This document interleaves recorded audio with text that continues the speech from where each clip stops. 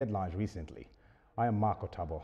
32 years after, IBB admits MKO Abiola won June 12, 1993 presidential election. Former Anambra PDP governorship candidate joins APC day after resigning from Labour Party. State governors boycott postponed FARC meeting over unremitted 1.7 trillion naira by NNPC. All the details in a moment. Stay with us.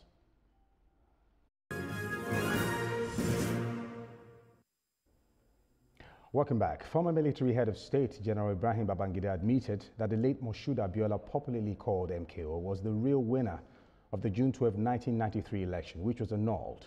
The surprising revelation was made in Babangida's 420-page book titled A Journey in Service, an autobiography of Ibrahim Babangida, which was launched in Abuja on Thursday. Babangida's submission, made 32 years after the event, was elicited widespread reactions from Nigerians. The June 12 election, which was later annulled, is described as one of the freest and fairest elections ever conducted in the history of Nigeria. Now, joining me for this conversation, of course, is Olufemi Lawson, Executive Director, Center for Public Accountability. We understand we're still trying to establish contacts with him. But of course, in the other angle, we also have Sir Paul Chukwuma. He's a former APC National Auditor and Anambra State APC Governorship hopeful, joining me from Abuja studio. Chukwuma, good to have you on the show this evening. It's good to have you on the show. Thank you so much for having me. Fantastic. All right, let's quickly delve into the first issue. Now, finally, the retired general breaks his silence on the June 12 election that has become a part of our history, where the candidate who won the election also lost his life in the struggle. How would you describe the tone from the launch spearheaded by IBB?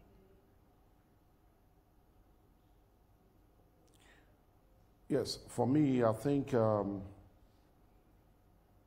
it's better now than never. Right. This brings about the desired closure regarding that particular election. Right. And the closure is not only for the family, the MKO Abiola family, it's also for the people of the southwest Nigeria, but most importantly for Nigeria, because if you recall, that election was one of the adjourned freest and fairest election in the history of Nigerian elections. And if you remember, we had on that ticket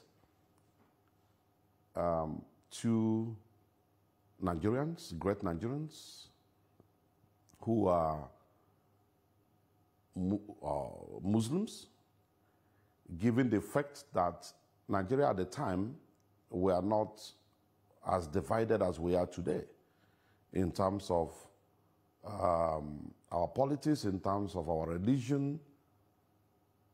And I am particularly delighted that the former president was able to finally own up to the role he played in that election. This will grant the level of closure that is required both for the family and for Nigerians.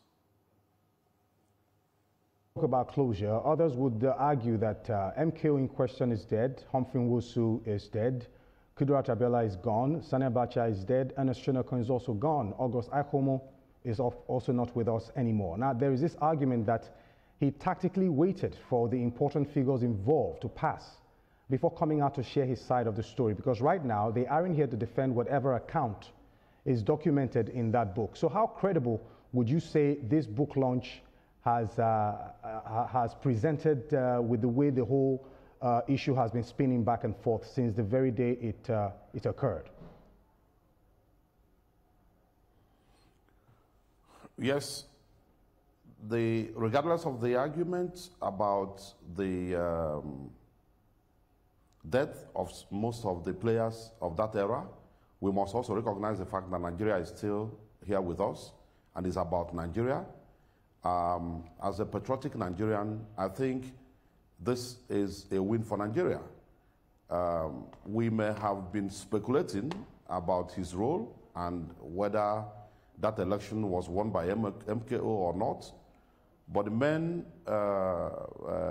person behind that particular episode has come out clearly to say, yes, MKO won that election, and he regretted nullifying that election. Is for us as Nigerians a healing moment. He could have gone to the grave with it, but I think we must look at the courage exhibited by the former president and military leader by coming out to say, yes, this election was won by MKO. Talking about the book in general, I've not read the book, but to the extent that the former president and military leader owned up to the role he played, I also hope that the unsolved puzzle around his administration, like the issue of Delegiwa, like the issue around Maman Vasa, who happened to be a very close friend and confidant of the former president, must have also been dealt with in the book. Like I said, I've not read it, but this is my expectation. And at his age now, I would expect that he should be courageous enough to right the wrong by at least telling Nigerians what happened, behind the scene when he was in charge of the affairs of this country. I still maintain that it's a courageous move by the former president, and is better now than never. All right, well, as it is right now, the argument also is spinning across and saying, what about the family of the individual who was involved in this election that was annulled? What is going to happen to the family now? Because apparently they are still grieving, because quite a number of important figures were lost in that race. And with what has happened, has it really brought that closure you've been clamoring since we started this show? Do you think that closure is evident? Because even right now, the Abacha's family are also talking, because apparently IBB has not really shown that he has taken full responsibility for that annulment. He was still trying to pass off some blame that Abacha also played a role in making that situation a bit complicated. You would expect that he's launching a book. He should take full responsibility, but he didn't seem like he was passing across a message to say, I am taking full responsibility for what happened at the time. The Abacha's family are talking now. The Abiola's family, obviously, in the coming days, we expect them to also react to some of the issues or some of the excerpts from that book. So how do you think this whole reconciliation will come to be in the light of what we are experiencing right now with the launch of the book? Yes, like I said, I've not read the book, and I am only limiting my comments on the facts, on the headlines, like what you talked about regarding the confirmation about the true winner of that election. I mean, is neither here nor there. One can make argument about the narrative, as presented by the former president. But one thing is certain and clear. In Nigeria, we must look at the future of this country, and to do that, we need to begin to heal the wounds of the past. The June 12th annulment of a very credible election was a sore moment in the history of our country. And Nigerians at the time were quite clear in their minds that MKO won that election. And coming out now to say that, yes, indeed, MKO won that election, in my opinion, is a courageous and bold statement by the former president. Okay. But I also hope that this will bring about some sort of closure for the families and for Nigeria. And I think it's important to also point out that a lot of events has happened in Nigeria where people died with the truth. Today, we are happy that IBB is still alive and, you know, has helped us in solving that puzzle, and then it will also form part of what the history books the children yet unborn will, you know, rely on to deconstruct the past in terms of our political history.